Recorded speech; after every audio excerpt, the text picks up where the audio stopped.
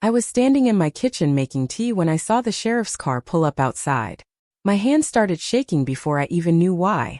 You know that feeling when something bad is about to happen and your body knows before your mind does? That's how it was that morning. The knock came heavy and official, nothing like the gentle tap of a neighbor checking in. If you're listening to this right now, I want you to know I'm not looking for pity. I'm 73 years old and I've lived through enough to know that sometimes the truth needs to be told, even when it hurts. Especially when it hurts. So settle in, and let me tell you what my own son did to me. My name is Evelyn Barnes, and until 3 months ago, I lived in the house my husband built with his own 2 hands. We raised our boy Maurice there. Planted roses every spring for 40 years. Paid off that mortgage the year before my husband passed. And I remember how we danced in the kitchen that night, him spinning me around like we were young again. Maurice was my miracle baby. I lost 3 before him. 1 stillborn, 2 too early to survive.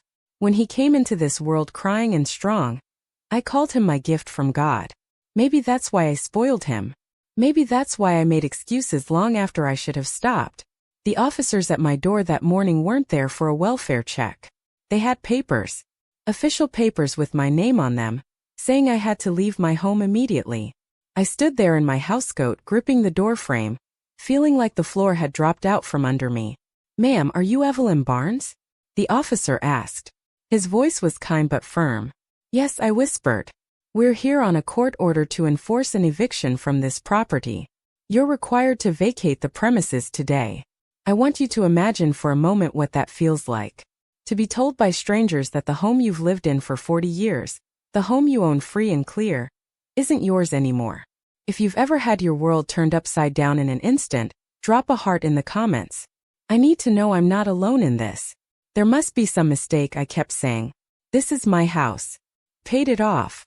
The officer looked at me with that face people make when they have to deliver bad news. "Ma'am, we don't make these decisions. We just carry them out. Do you have someone you can call?" I called Maurice. He answered on the 3rd ring, cheerful like nothing was wrong. "Hey Ma, I was just about to call you. There are officers at my door," I said, my voice breaking. "They say I'm being evicted." The silence on the other end told me everything. Then, casual as could be, he said, "Oh, that. Yeah, I was going to talk to you about that. What's going on? What did you do?" "It's not a big deal. Just a business thing that went sideways. I had to use your name for some filings. Don't worry, it was supposed to be temporary. You used me. That's all I could get out. Not you lied or you stole. Just you used me because that hit deeper than any other words could." Let me back up and tell you how we got here. About 6 months before this happened, Maurice started coming around more often. Not to visit, mind you. Not to have dinner or check on his old mother. He came with papers and passwords and promises. "Ma, it's easier if I just handle all your bills online," he'd say. "You don't need to worry about this stuff anymore." And I let him. I trusted him. Why wouldn't I? This was my baby boy. The child I nursed through fevers and nightmares. The teenager I cheered for at every basketball game. The man I was so proud of when he graduated college. If you're listening and you've ever trusted someone completely only to have them break that trust, write mother in the comments. If you think I was foolish, write 1. But be honest with yourself about what you would have done. I hadn't seen a bank statement in months. When I asked, Maurice would wave it off. "Everything's fine, Ma. I've got it all under control." If I noticed a late notice on the table, he'd say it was a mistake. If my card got declined at the grocery store, he'd laugh and blame the old systems. And I believed him. Every single time I believed him because the alternative was accepting that my son would hurt me. That was a thought too painful to entertain. The morning of the eviction after that phone call, Maurice showed up in his truck. He didn't look worried or sorry. Just annoyed, like I was causing him an inconvenience. "Come on," he said. "I've got a place for you." I got in that truck like a ghost. My body was there but my spirit had been left behind on that porch. We drove to a small rental house on the other side of town. He led me around to the back door and down some stairs. "I cleared out the basement," he said, gesturing into the darkness. "It's not fancy, but it's better than nothing." The basement was damp and moldy. A bare bulb flickered overhead. There was a mattress on the floor and a small space heater, nothing else. No windows. No bathroom. No dignity. I can't stay here, I whispered. Maurice's face tightened. Ma, don't start. There's mold, I said, my voice cracking. And no light. Nowhere. I can't live like this. He crossed his arms. Well, it's this or I call a nursing home. You pick. Would you let this happen to your own mama? Would you stand by and watch someone treat the woman who gave them life this way? I need to know there are still good people out there. Comment below and tell me what you would have done. I want you out of my hair, he said. You don't want help? Fine. But I can't keep babysitting your drama. His wife Tasha peeked out from the kitchen but didn't say a word. I could feel her eyes on me like judgment. I took one look at that basement door, then turned and walked away. Maurice didn't stop me. He just let his 73-year-old mother walk out into the street with nowhere to go. I wandered for hours, not knowing where my feet were taking me. The streets I'd known for decades suddenly felt foreign. My knees ached with every step.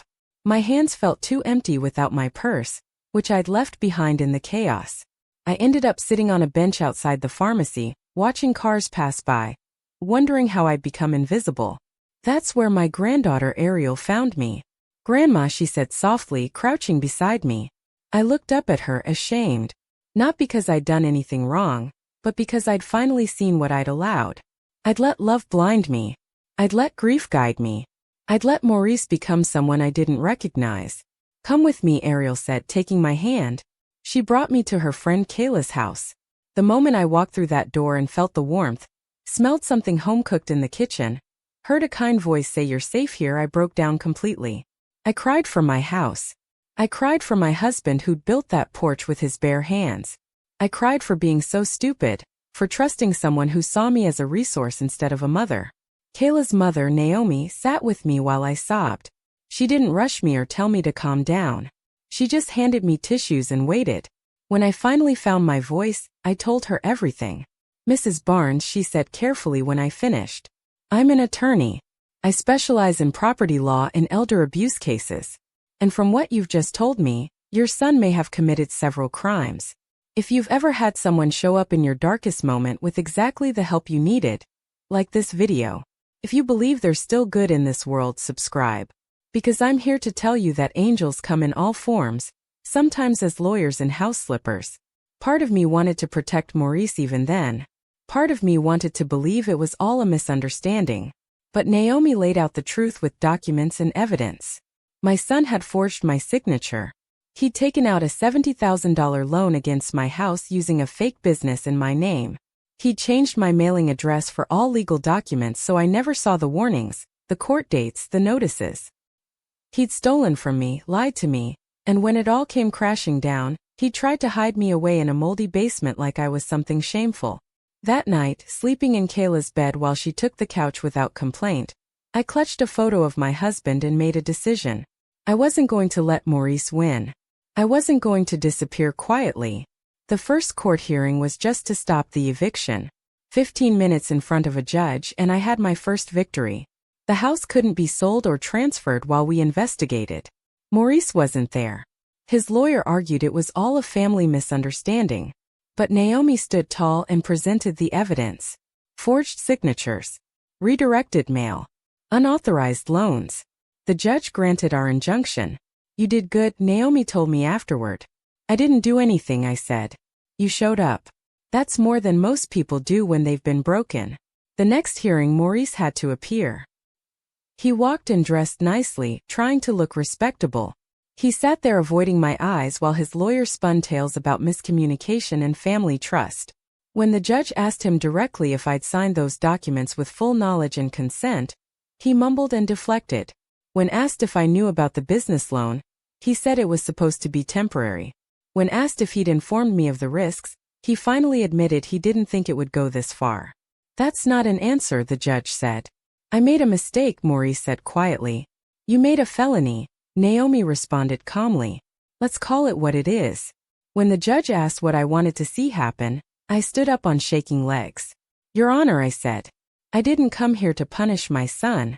I came here to protect what little I have left. My husband built that house. I worked my whole life to keep it safe. And I almost lost it because I thought love meant not asking questions. I trusted too much. I don't want revenge. I want peace. The judge returned full ownership of my house to me. She referred the case for criminal investigation. She ordered Maurice to have no contact with me or access to any of my accounts. He didn't say a word to me. Not when the hearing ended. Not when they handed him the papers. His wife had already slipped out. They left town the next day without a goodbye. Write goodbye in the comments if you've ever had to let go of someone you loved because they couldn't stop hurting you. Write one if you think I should have given him another chance. I need to know I made the right choice. Getting my house back didn't feel like a victory at first. I stood on that porch with new keys in my hand, looking at the home that had been mine for 40 years, and all I felt was tired. Inside, everything was dusty and abandoned. The walls showed pale rectangles where my pictures used to hang. But the bones of the house were still strong. My husband had built it to last. I spent days cleaning not because it was dirty, but because I needed to reclaim every inch. I scrubbed like I was erasing what had been done. I opened every window. I repotted the dying plants. I wasn't just cleaning a house. I was bringing it back to life. Ariel came by regularly. She didn't knock anymore. Just walked in like she used to as a little girl. She brought groceries and flowers and stories from school. She brought herself, and that was everything. One day she told me Maurice and Tasha had left town. No forwarding address. No goodbye. I nodded and didn't ask questions. Some bridges once burned can't be rebuilt. And maybe that's okay. She read me a poem she'd written about holding on to people who are already letting go. About how sometimes love isn't enough to keep someone close. And sometimes loving yourself means letting them walk away. Your mama would have been proud of you, I told her. She always said I had your stubborn streak. No, I said. You've got my heart. If you're still listening, I want you to know something. I'm 73 years old. I've buried a husband and 3 babies. I've been betrayed by the son I gave everything to. But I'm still here. Still standing. Still tending my roses. Some nights I sit on my porch with a cup of tea, looking at the stars, and I don't feel angry anymore. Feel free. Free from the weight of loving someone who couldn't love me back the way I deserved. Free from making excuses for inexcusable behavior. Free to just be Evelyn Barnes, not just somebody's mother. Share this story with someone who needs to hear it. Maybe it's your own mother who's been too quiet lately. Maybe it's a friend who keeps making excuses for family members who hurt them. Maybe it's you sitting there wondering if you deserve better. You do. We all do. Like and subscribe if you believe every person deserves to be treated with dignity, especially by the ones they love most. Comment below and tell me where you're listening from. I want to know who's out there hearing stories like mine. Tell me what time it is where you are. Sometimes I stay up at night wondering if anyone really listens to an old woman's truth. My name is Evelyn Barnes. I'm a mother who loved too much, trusted too easily, and nearly lost everything. But I'm also a woman who found her strength when she needed it most. Who learned that sometimes the greatest act of love is refusing to be destroyed by someone else's choices. And if this story touched your heart, if it made you think about someone in your own life who might be suffering in silence, then please share it. These stories need to be told. Our voices need to be heard. Because somewhere out there, another mother is sitting in the dark, wondering if she deserves better. She does.